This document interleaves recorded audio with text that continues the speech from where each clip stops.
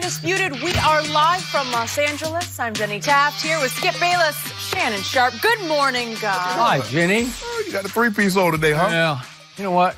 Getting sick and tired of this. What you get sick and tired of? Do you realize what's happening to me? What's happening? We're going to have 4 shows before game 1 of the finals, which means 4 times I have to talk about that guy again and again and again and again. What guy? So why don't we just call off the finals? Let's award Toronto the trophy and him the MVP and just be done with it because I'm tired of it. This is my worst nightmare. No kidding. First of all, you know if that were to happen, that's going to be your worst nightmare because you realize he could have been the MVP for your Spurs, and they would have had the trophy. Okay, well, let's just get it over with. Yeah. It feels meant to be. It is meant to be. But now I have to talk about it for 4 days before it even starts. Yeah. Right? This has been interesting. I like the look back, Jen. Thank you. Let's talk about the Cowboys first. No, we're not going to go there. We've got a lot to winners get up to here. on Winners. today's show. I don't think the Cowboys are in the mix. What does Batman have to do with the Lakers' dysfunction? question. We'll go there. And Kevin Durant is traveling to Toronto. What does that mean? But we are going to start with, well, Skip's worst nightmare. The Raptors are in their first NBA Finals in franchise history, and a huge reason why is Kawhi Leonard. He's been awesome in the playoffs, averaging about 31 points and 9 rebounds a game. Doc Rivers even gave him the ultimate compliment yesterday, saying, quote, he is the most like Jordan that we've seen. Doc talks about Kawhi's defense, his post-game moves, and his leaping ability as similar to MJ. Shannon, do you agree? Skip. No. Heck no. Heck no? Crooked L no. Really? Skip, this is ridiculous. It's ridiculous? First of all, Vegas has the odds now as the Clippers are the overwhelming favorite to land Kawhi's services in free agency. Doc Rivers is the head coach of the Clippers. And I get it, Skip, but the hyperbole has got to stop. The closest thing that we've ever seen to Michael Jordan played for the Lakers. He wore 8 for half his career. He wore 24 for the last half of his career. Yeah. That is the closest thing. Kobe Bryant was Michael Jordan with hair. People forget just how good Kobe was on the defensive end.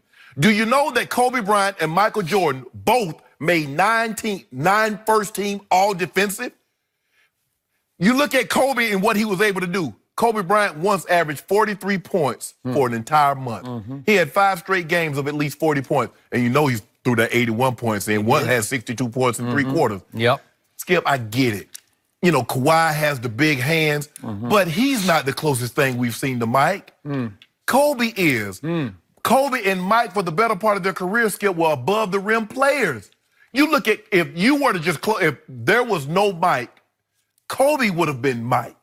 The way he put the wristband on his elbow, Skip, the way he put the knee sleeve, the way he walked, the way when he celebrated the game, what did he do? The same thing Jordan did. That's what he did.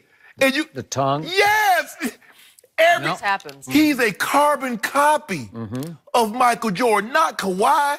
Kawhi is not above the rim player. Yeah, he has a nice fadeaway, but it ain't Michael Kobe. You look at Kobe's footwork, look at Mike's footwork.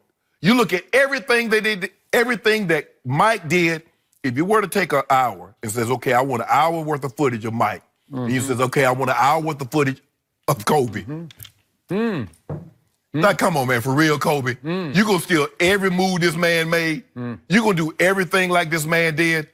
Skip, I get it, Doc. You want to, Kawhi, just want you to know in this organization, you're first and foremost. We're gonna back our players, but come on. Nobody believes that Kawhi Leonard is the closest thing to Jordan. No, that's Kobe. Kawhi's an unbelievable player, great two-way player. 3-time first team all defensive, 2-time defensive player of the year, having a great playoff run. But I'm sorry, Doc, I'm gonna have to disagree with you on this one. Kobe Bryant is the closest thing to Michael Jordan that we've ever seen, and probably will be the closest that we ever see. So I must admit, I am shocked by your response to this. And I'm starting to read into your bitterness over there that you sound like a jilted LeBron fan. Oh, my goodness. Who's finally given up on landing number 2 on one side of the tracks, like on the Lakers side of Staples, as opposed to the Clippers side. Am I right? No. Sounds like you're just giving up on that. No, I'm not giving up, but I'm just not going to let Doc Rivers commit blasphemy on Mike and Kobe. I will agree it was blasphemy, and I'm actually shocked that Doc, even though he has a hidden agenda or not so hidden, exactly, right? It's an upfront agenda. So in other words, he's tampering without tampering, huh? Okay, you could argue that, but I would think that Doc, because I have so much respect for him, would at least pay some of that respect to the Lakers legend of legends, Kobe Bryant. Yes. I would think he would just defer to that. He would immediately say, look, Kobe was the closest, but this guy, blah, blah, blah. Thank you. You Could go there, but he didn't go there. He didn't bring up Kobe at all. But the other reason I am so shocked is I have had to sit over here day after morning after day after morning hearing you gush about number 2. I guess just to rub it in on me, but you're the ultimate bandwagon jumper. You jump on, you jump off. No. And you have been driving number 2's bandwagon right over the top of me morning after morning. Yeah, just because I don't believe he's Jordan doesn't mean he's not great. But you have called him the best two-way player in basketball. Hands down. The MVP of the playoffs. Hands down. The claw. Yeah. Shown up. Yeah. And I think it was shown up was all for show enough, right? Oh, no. I think it was all for show because I think you're now showing your true colors, and they are not Toronto's black, red, and silver. That's a weird color combination, but that's what they are. They're black, red, and silver. You are not really those colors. Yeah, no, I'm Skip. Right?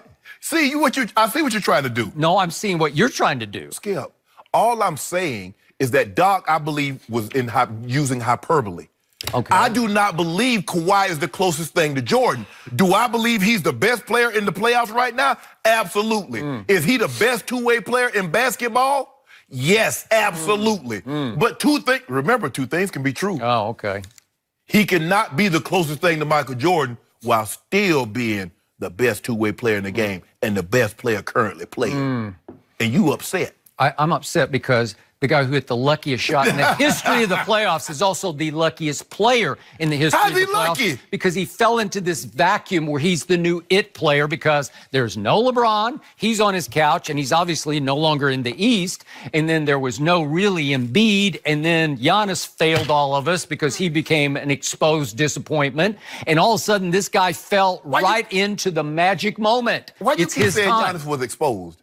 Yo, you don't think he was? I mean, it was awful. Well, Jen, if he was exposed, who pulled his clothes off? Well, I don't know. Claw! I think the whole Toronto No, stop doing this. See, there you go trying to minimize him again. I'm not. Okay, so back to Doc's premise here. Okay.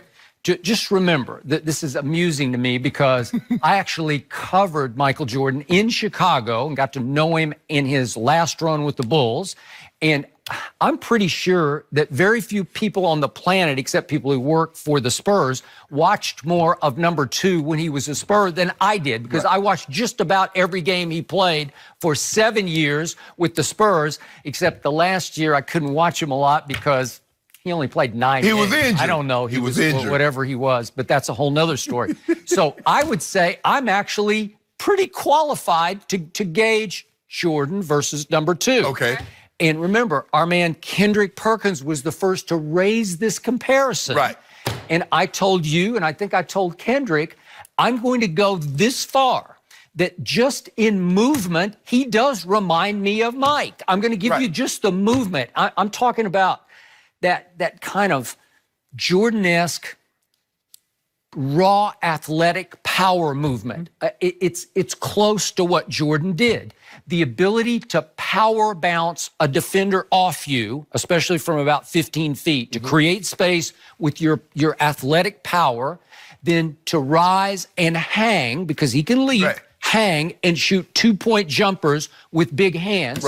Sometimes just a one-handed jumper. That is Jordan-esque. I'm going to give you that much. The defense is Jordan-esque. Yes. Because we're talking about huge hands, long, raw, powerful, athletic ability that can overwhelm the guy in front of you with the ball. You can just suffocate him because you're so long and strong. Okay? I'm going to give you, that is Jordan-esque. But the comparisons end there, period, end of story. And obviously, Kobe is the closest. Kobe was not Michael Jordan, but he was the closest. He was the closest. And to your point, he tried to become Michael. This guy's not trying to become, he's just trying to become the best number 2 that he can be, and this is all new to him. He is a late bloomer. I'm going to remind everybody.